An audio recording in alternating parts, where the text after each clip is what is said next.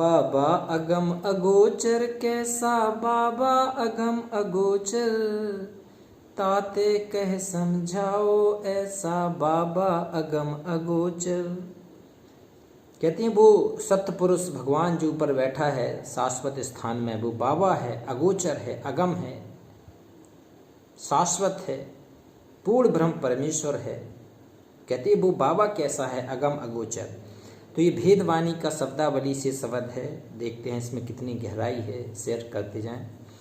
बाबा अगम अगोचर कैसा बाबा अगम अगोचर, और ताते कह समझाओ ऐसा बाबा अगम अगोचर। कहते कैसे समझाऊं, वो कहाँ वहाँ बैठा है, वो कैसा है। जो दिखे सो तो है नाही, और है सो कहा न जाए, और सेना बैना कह समझाओ गूंगे का गुड़ खाई। सेना बैना कह समझाऊं गूंगे का गुड़ खाई।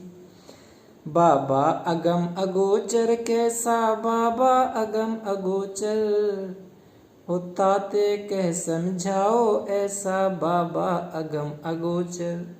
कहते हैं जो देखे सो तो है नाही, जैसा तुम देखते हो वैसा नहीं है भगवान।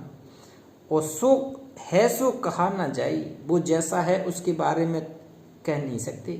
कहते हैं पानी से पैदा नहीं श्वासा नहीं शरीर, और अन्न आहार करता नहीं ताका नाम कबीर। वो सत कबीर कहते हैं वो अन्न आहार नहीं करता है, पानी से पैदा नहीं है, ना श्वासा शरीर है, 5 तत्व से नहीं बना है भगवान। कहते जो देखे सो है नाही सो कहा ना जाई, और सेना बैना कह समझाओ। बैन होती हैं वचन, सैन होते हैं सारे। कहते हैं सारों से और वचनों से उसको समझा नहीं सकते हो आप लोग।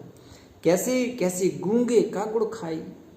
कहते हैं जिसको भगवान से प्रेम है, जिसको अपने गुरु कबीर साहब से प्रेम है, सतपुरुष से प्रेम है, कहते हैं वो तो आनंदित होगा, सतगुरु की याद में अपने आप को मदमस्त कर लेगा, ध्यान में मस्त हो जाएगा। जैसे गूंगे को गुड़ का स्वाद वो बता नहीं सकता है, मदमस्त हो जाता है, उसकी अंदर की आत्मा प्रफुल्लित होती है। उसी प्रकार से सतगुरु जिसके हृदय में बैठ जाए, ये सत कबीर जिसको गुरु धारण कर ले, जो कबीर साहब को अपना गुरु बना ले, तो कहते हैं वो गूंगे की तरह अपने अंदर ही अंदर मदमस्त हो जाता है।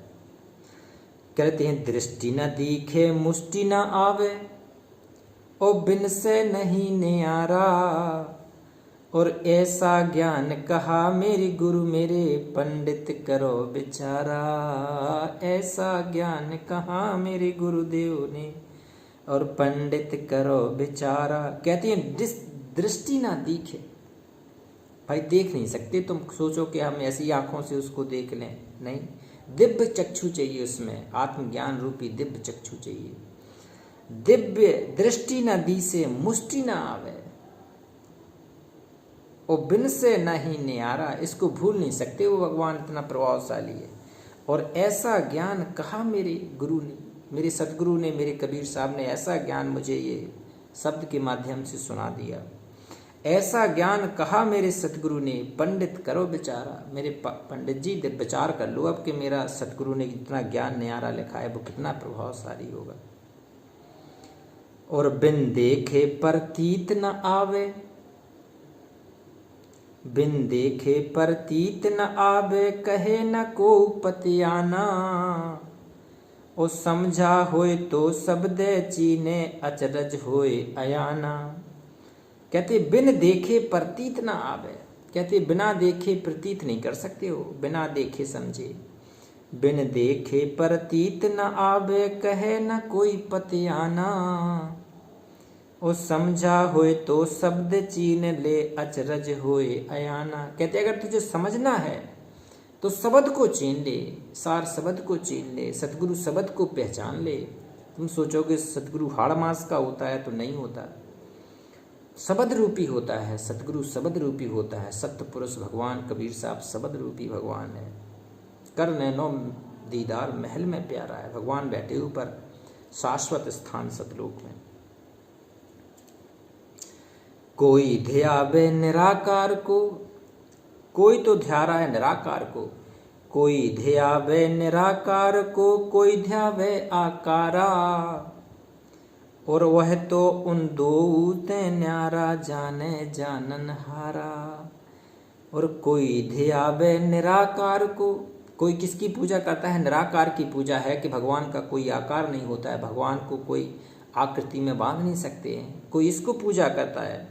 और कोई ध्यावे आकारा, कोई आकार कहते हैं मूर्ति पूजा करता है, आकार देता है कि ऐसे ऐसे है, भगवान है, 4 हाथ का है, ये भाला त्रिशूल लिए, गदा लिए हैं, ये लिए, शंख लिए, सुदर्शन लिए, कोई तो आकार के रूप में भगवान की पूजा, उसे कहते हैं साकार। कोई ध्यावे निराकार को, कोई ध्यावे आकारा। और वह तो इन दो से न्यारा जाने जानन हारा। कहते उन दोनों से न्यारा है भगवान। अगर आप कह रहे हैं निराकार है, साकारकार है, तो वो उसका समझ होना चाहिए, ज्ञान होना चाहिए, वो कैसे है, वो सद्गुरु रूप में भगवान है, ये जानने वाला नहीं है, बताने वाला। कोई ध्यावे निराकार को और कोई ध्यावे जान आकारा। वह तो इन दो से न्यारा जाने जानन हारा।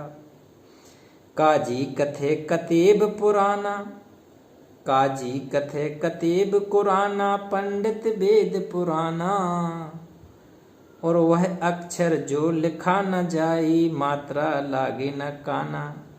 कहते हैं काजी तो अपने कतेब में भूले हैं, कुरान में भूले। कहती हैं कि हमारे कुरान में जो लिखा है वही सत्य है, उसके अलावा दूसरी कोई चीज़ सत्य ही नहीं है। अरे काजी कथे कतेब कुराना और पंडित वेद पुराना। पंडित जी केवल वेद पुराण में कह रहे हैं कि इसमें जो लिखा है वही सत्य है, उसमें भगवान है, उसमें सब कुछ छिपा है। और वह अक्षर तो लखा न जाई, मात्रा लागे न काना। कहते हैं जो सच्चा शब्द है, सच्चा भगवान का मंत्र है, वो 52 अक्षर में लिखा नहीं जा सकता है उसको, वो शब्द स्वरूपी है, वो उसको लिखने किसी प्रकार से भी लिखा नहीं जा सकता है। वो न कतेब के अनुसार, न कुरान के अनुसार, न वेद के अनुसार, न पुराण के अनुसार लिखा नहीं जा सकता भगवान को। कहते हैं वह अक्षर तो लखा न जाई, मात्रा लगे न काना। ये कबीर साहब के शब्द हैं, भेदवाणी की, शब्दावली की सुना रहे हैं, गहराई है, थोड़ी समझने की कोशिश करें। नादी वादी पढ़ना गुनना, ओ बहु चतुराई भी ना। ओ कहे कबीर सो पढ़े न प्रलय, नाम भक्ति जिन चीना। कहती प्रलय नहीं आ सकती जिसने नाम की भक्ति की, जिसने सतनाम की भक्ति की, जिसने सतगुरु नाम की भक्ति की, जिसे सतपुरुष नाम की भक्ति की, सतलोक नाम की भक्ति की, जिसने मूलाधार से लेके सहस्त्र कमल तक की यात्रा की, जिसने पूर्ण ब्रह्म परमेश्वर को शब्द स्वरूपी माना, जिसने सतगुरु को भगवान माना। कहते हैं वो कहते हैं नादी वादी पढ़ना गुनना और बहु चतुराई भीना। और कहे कबीर सो पढ़े ना प्रलय। कहते हैं उसकी प्रलय नहीं आ सकती है, वो कभी प्रलय में पढ़ नहीं सकता है, वो प्रलय के अंदर आ नहीं सकता है। नाम भक्ति जिन चीना, जिसने सतगुरु की नाम की, जिसने सत्पुरुष के सच्चे नाम की भक्ति शुरू की, उसको प्रलय नहीं आ सकती है। कहते तीनों लोग भी विनाश हो जाएंगे, लेकिन सतगुरु का जो नामधारी है, जिसने कहते नाम की भक्ति की है, जिसने नाम की शक्ति जानी है, जिसने कबीर साहब की शक्ति जानी है, कबीर साहब का ज्ञान समझा है, उसको फिर कहते हैं वो प्रलय में नहीं पड़ेगा, वो काल के चक्र में नहीं फंसेगा, वो काल के जाल में फिर नहीं रहेगा। ए हंसाते अमर लोक को पढ़ो कालवश आए हो, देव स्वरूपी मने निरंजन तो राखा भरमाए हो। तो उसके भ्रम जाल से, उस काल चक्र से तुम्हें निकलने का समय आ जाता है, निकल जाते हैं जब कोई गुरु अच्छा मिल जाता है।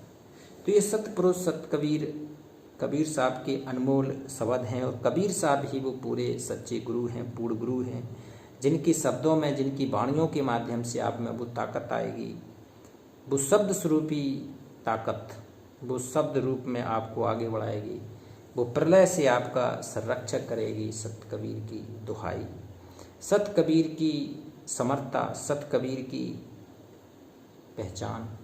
कहते हैं पहले जो मंत्र हुआ करते थे उसमें सत कबीर की दुहाई लगा देते थे, तो जहाँ सत कबीर की दुहाई लग जाती है, सच्चे कबीर सतपुरुष की, तो कहते हैं वो मंत्र बन जाता है।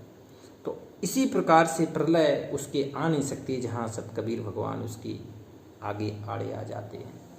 तो ये कबीर के शब्द हैं, अनमोल शब्द हैं। आज ये भेदवाणी के शब्द पूरे हो रहे हैं। अब जो नेक्स्ट टॉपिक आएगा वो है भूलना, झूलना। झूलना, झूलना क्या है? झूलने के अंदर पूरा तत्वज्ञान है। कबीर साहब के उस दिव्य स्थान सतलोक की जानकारी है। वहाँ कैसे पहुँचना है उसकी विधि विधान आपको बताई जाएगी। तो झूलना, झूलना अगला टॉपिक है और ये बहुत अनमोल है। कबीर साहब का झूलने वाला टॉपिक है, ध्यान से सुने, शेयर जरूर करते चलें। नमस्कार।